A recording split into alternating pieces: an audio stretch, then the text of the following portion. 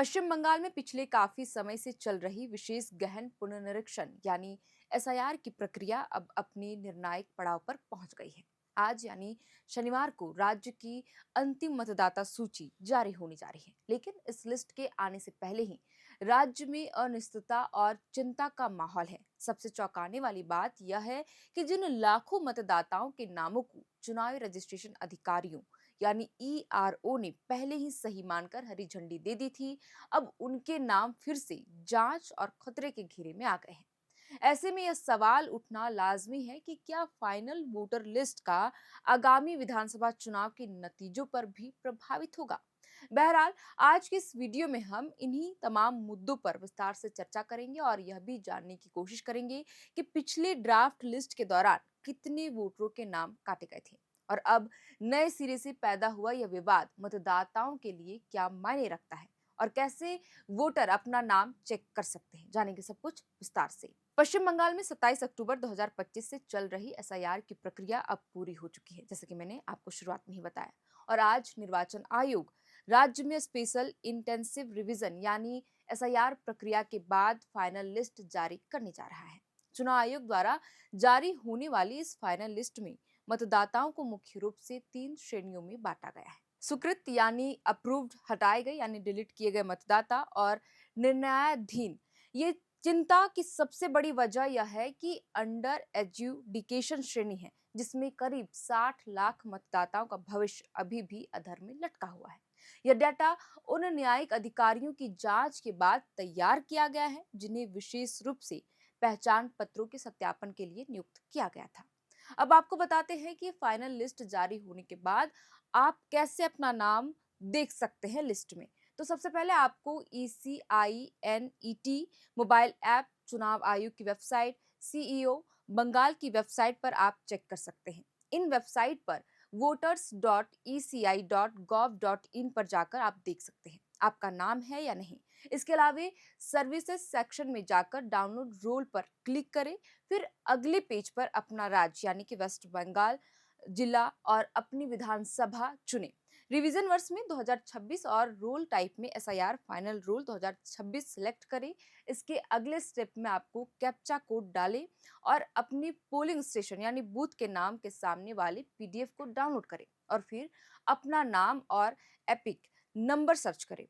और इस तरह आप घर बैठे ही अपना नाम वोटर लिस्ट में देख सकते हैं कि आपका नाम है या नहीं है। बहरहाल, आपको बता दें कि इससे पहले 16 दिसंबर को राज्य की ड्राफ्ट वोटर लिस्ट जारी हुई थी। इसमें से बंगाल में 58,20,898 वोटरों के नाम हटाने के लिए चिन्हित किए गए थे, यानी कि 58 लाख मतदाताओं के नाम काट दिए गए थे। बंगाल की फाइनल वोटर लिस्ट इससे पहले 14 फरवरी को पब्लिश की जानी थी, लेकिन काम पूरा नहीं होने की वजह से इसे पहले 21 फरवरी और फिर 28 फरवरी यानी आज पब्लिश किया जा रहा है। एसआईआर की घोषणा के वक्त राज्य में कुल 7.66 करोड़ मतदाता थे। इनमें से 58 लाख से अधिक नाम मृत, अनुपस्थिति यानी कि कहीं दूसरी जगह शिफ्ट हो गए, डुप्लीकेट या लापता होने के कारण हटाए गए ये नाम। दिसंबर में जारी हुई ड्राफ्ट सूची में वोटरों की संख्या 7.08 करोड़ दर्ज की गई थी। वहीं इस वोटर लिस्ट रिवीजन ने बंगाल में एक बड़े राजनीतिक युद्ध को भी जन्म दे दिया। सत्ताधारी पार्टी टीएमसी और सीएम ममता बनर्जी ने इसे पिछले दरवाजे से एनआरसी लाने की कोशिश करार दी थी। इतना ही नहीं, बल्कि ममता बनर्जी खुद 4 फरवरी को सुप्रीम कोर्ट में पेश हुई और मांग की कि 2026 के चुनाव पुरानी वोटर यानी 2025 के लिस्ट पर ही कराए जाए। उनका आरोप है कि विसंगतियों के नाम पर असली वोटर्स के नाम चोरी छिपे हटाए गए हैं। और दूसरी ओर बीजेपी इस प्रक्रिया का पूरा समर्थन कर रही है, जबकि कांग्रेस और वामपंथियों ने इसके समय पर सवाल भी उठाए। बात केवल सिर्फ राजनीतिक तक सीमित नहीं रही। टीएमसी का दावा है कि जब से यानी 4 नवंबर को यह प्रक्रिया शुरू हुई, तब से लेकर करीब अब तक 120 लोगों की जान जा चुकी है। इसमें वोट कटने के डर से जान देने वाले लोग और काम के दबाव में दम तोड़ने वाले बूथ लेवल ऑफिसर यानी बीएलओ भी शामिल हैं। हालांकि बीजेपी ने इसे डर फैलाने की राजनीति बताया था। पश्चिम बंगाल के साथ ही अन्य राज्यों में भी वोटर लिस्ट में बदलाव किया जा रहा है, जैसे कि तमिलनाडु में कुल 5.67 करोड़ वोटर और इस प्रक्रिया में करीब 74 लाख नाम काटे गए। वहीं मध्य प्रदेश की बात करें तो यहाँ 5,39,81,065 वोटर दर्ज है, जहां 34,25,078 नाम काटे गए। इसी तरह राजस्थान में भी एसआईआर प्रक्रिया के दौरान 31 लाख से भी अधिक नाम काटे जा चुके हैं। आपको बताते चले कि हाल ही में चुनाव आयोग ने देश भर में एसआईआर की प्रक्रिया की घोषणा की है। 19 फरवरी को चुनाव आयोग ने 22 राज्यों और केंद्र शासित प्रदेशों में यह प्रक्रिया अप्रैल से शुरू करने की योजना बनाई। इस संदर्भ में चुनाव आयोग के सचिव पवन दीवान भी कहते हैं कि सभी मुख्य निर्वाचन अधिकारियों को इसकी तैयारी जल्द से जल्द पूरी करने के लिए निर्देशित कर दिया गया है। बहरहाल एसआईआर क्या है, अगर हम बात करें तो आसान भाषा में आपको बताएं तो यह चुनाव आयोग की एक प्रक्रिया है। इसमें वोटर लिस्ट अपडेट की जाती है। इसमें 18 साल से अधिक के नए वोटरों को भी जोड़ा जाता है। ऐसे लोग जिनकी मौत हो चुकी है या फिर जो शिफ्ट कर चुके हैं अपनी जगह से, उनके नाम हटाए जाते हैं। वोटर लिस्ट में नाम पते में हुई गलतियों को भी ठीक किया जाता है। बीएलओ घर घर जाकर खुद लोगों से फॉर्म भरवाते हैं, जिसके बाद ही एसआईआर की प्रक्रिया पूरी होती है। बता दें कि 1951 से लेकर 2004 तक का एसआईआर तो हो गया है, लेकिन पिछले 21 सालों से बाकी है।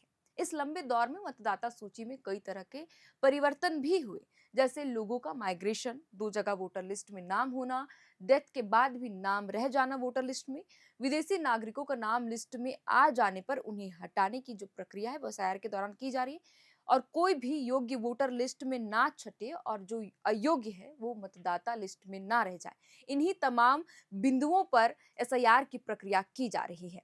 और आज पश्चिम बंगाल में फाइनल लिस्ट भी जारी हो जा रही है, तो ये कहा जा सकता है कि अगर फाइनल लिस्ट आता है और इसमें पता चलता है कि कितने नाम और हटे हैं, क्योंकि पिछली बार जब ड्राफ्ट लिस्ट जारी की गई थी तो 58 लाख वोटरों के नाम काटे गए थे। अब इसका असर भी आने वाले विधानसभा चुनाव पर पड़ सकता है, इनके रिजल्ट पर। फिलहाल के लिए इस वीडियो में इतना ही। एसआईआर से जुड़ी जो भी नई अपडेट आएगी, पश्चिम बंगाल में फाइनल लिस्ट जारी होती है, मतदाता सूची जो फाइनल तैयार की गई है एसआईआर प्रक्रिया के बाद, उसके बाद क्या माहौल होता है, सियासी तपिश बढ़ती है या नहीं, खैर ये तो देखने वाली बात होगी। खैर जो भी अपडेट आएगा हम आपके साथ जरूर साझा करते रहेंगे। हमारा नाम है श्रेया रतन, आप देख रहे थे एयरनाउ। बहुत बहुत शुक्रिया।